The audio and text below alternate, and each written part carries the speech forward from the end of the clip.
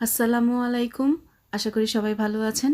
সবাইকে অনেক অনেক শুভেচ্ছা জানিয়ে শুরু করছি সেলিনা রান্নাঘর থেকে। আজকে আমি রান্না করেছিলাম গরুর ভুঁড়ি। অনেকেই এই গরুর ভুঁড়িটা খুব পছন্দ করেন, আবার অনেকেরই খুব অপছন্দ। তো কিভাবে রান্না করছি, কি কি দিয়েছি আপনাদের সাথে শেয়ার করব বলে ভিডিওটি করা। যারা পছন্দ করেন তারা অবশ্যই আমার ভিডিওটি দেখবেন। তো চলুন দেখা যাক।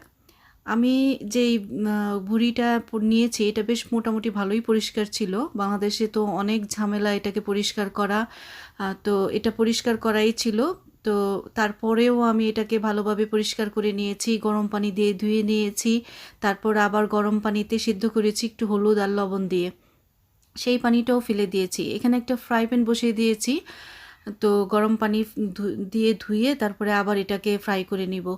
তো ফ্রাই করার জন্য আমি এখানে কিছু লবণ দিয়ে দিচ্ছি, আর দিয়ে দিব সামান্য কিছু হলুদ, দিয়ে আবার এটাকে একটু হালকা ভেজে নেব।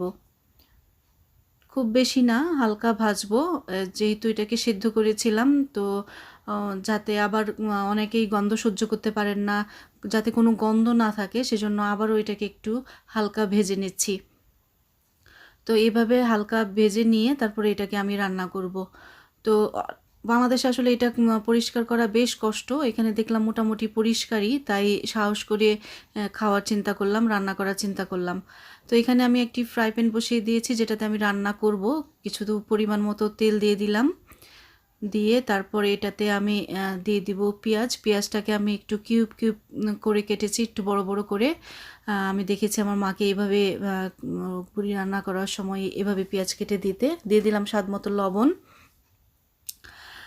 আর দিয়ে দিব এখানে কিছু এলাচি আর দারচিনি, দিয়ে তারপরে পেঁয়াজটাকে ভালোভাবে ভেজে নেব বা পেঁয়াজটাকে সিদ্ধ করে নেব।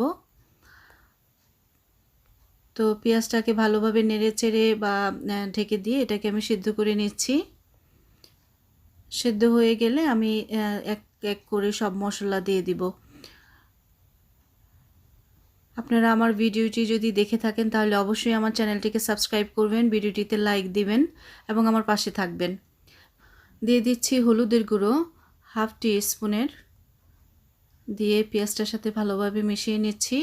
তারপর দিয়ে দিব লাল মরিচের গুঁড়ো। এখানে আমি 1 টেবিল চামচ দিয়েছি। আর কাঁচামরিচ দিব, আপনারা যারা ঝাল পছন্দ করেন তারা তাদের ঝালের স্বাদ অনুযায়ী দিবেন। এটা একটু ঝাল হলেই ভাল লাগে খেতে।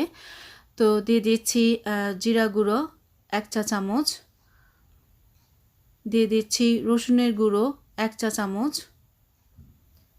দিয়ে দিচ্ছি আদা গুঁড়ো 1 চা চামচ, আর দিয়ে দিচ্ছি এখানে হাফ টি স্পুনের গরম মশলা, দিয়ে দিচ্ছি কিছু গরম পানি মশলাটাকে কষানোর জন্য। তো এখানে মশলাটাকে আগে ভালোভাবে কষিয়ে নিয়ে তারপরে আমি এখানে দিয়ে দিচ্ছি কিছু পরিমাণ মতো লবণ। এখন সবগুলো মশলা ভালোভাবে মিক্সড করে নিয়ে তারপরে কিছুক্ষণ এটাকে আমি ভুনা করে নিব বা কষিয়ে নিব। মশলাটা কষানো হয়ে গেলে তারপরে আমি যেই ভুঁড়িগুলো যে ভেজে রেখেছিলাম সেই ভুঁড়িগুলো আমি এতে দিয়ে দিব। তো মোটামুটি মশলাটা কষানো হয়েছে, তেলের উপর উঠে এসেছে, সেহেতু মোটামুটি তেল যেহেতু উপরে উঠে এসেছে, মশলা কষানো হয়ে গিয়েছে। এখন আমি ভুঁড়িগুলো দিয়ে দিচ্ছি। অনেকে এতে কিছু আলুও দেন, আমি কখনো আলু দেইনি, তাই আলু ছাড়াই রান্না করছি। আপনারা চাইলে আলুও দিতে পারেন, যারা ভুঁড়ি খেতে পছন্দ করেন অবশ্যই। তো এইভাবে আমি এটাকে আরও কিছুক্ষণ কষিয়ে নিব। কষানো হলে তারপরে আমি এটাকে একটু পানি দিয়ে আবারও সিদ্ধ করার জন্য দেব। তো এইভাবে নেড়েচেড়ে আমি এটাকে বেশ কিছুক্ষণ কষিয়ে নিয়েছি মশলার মধ্যে। তো অনেকেই ভুঁড়িটা খেতে পছন্দ করেন, কিন্তু কাটাকাটি বা পরিষ্কারের জন্য খাওয়া হয়ে ওঠে না। এখানে দেখলাম মোটামুটি রেডি পাওয়া যায়, তারপরে একটু ধুয়ে নিলেই হয়। তো এভাবে আমি কষিয়ে নিয়েছি মশলার উপরে বেশ কিছু সময় ধরে। তো ঢেকে ঢেকে ঢেকে দিয়েছি, আবার ঢাকনা খুলে নেড়েচেড়ে দিয়েছি যাতে লেগে না যায়। এখনও আমি কোনো পানি দেইনি, মশলার উপরই কষাচ্ছি। ভালোভাবে কষানো যাতে কোনো গন্ধ না থাকে। অনেকেই মনে করেন এতে গন্ধ থাকে, ভালো করে রান্না করলে তেমন কোনো গন্ধ পাওয়া যায় না। তো দিয়ে দিলাম কিছু পানি, গরম পানি দিয়ে এটাকে ভালোভাবে মিক্সড করে এখন আমি নেড়েচেড়ে কম আঁচে বসিয়ে রাখবো কিছুক্ষণ, যতক্ষণ পর্যন্ত ঝোলটা না শুকায়।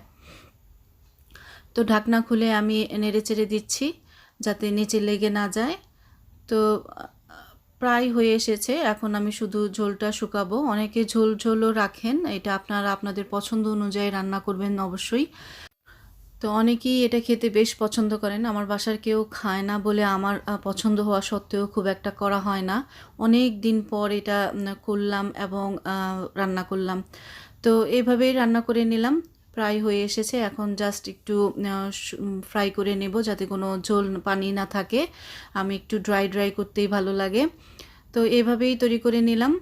আমার রান্না যদি ভালো লেগে থাকে, আবারও বলছি আমার পাশে থাকবেন, আমার চ্যানেলটাকে সাবস্ক্রাইব করবেন, ভিডিওটিতে অবশ্যই লাইক দিবেন এবং ভিডিওটি অবশ্যই সবাইকে শেয়ার করে দিবেন।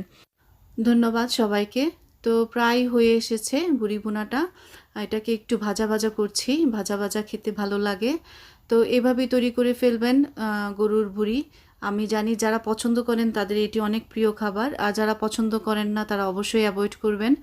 বাসায় আমার ভিডিওটি দেখে অবশ্যই রান্না করবেন, আর যারা পছন্দ করে তাদেরকে নিয়ে মজা করে খাবেন। আজকে এখানেই শেষ করব। শেষ করার আগে আবার সবাইকে অনুরোধ করছি আমার চ্যানেলটিকে সাবস্ক্রাইব করবেন, আমার ভিডিওটিতে লাইক দিবেন, ভিডিওটি অবশ্যই সবাইকে শেয়ার করে দিবেন। সেই সাথে ভালো থাকবেন, সুস্থ থাকবেন, সুন্দর থাকবেন, সুরক্ষিত থাকবেন। আবারও দেখা হবে আরেকটি ভিডিও নিয়ে। সেই পর্যন্ত আল্লাহ হাফেজ।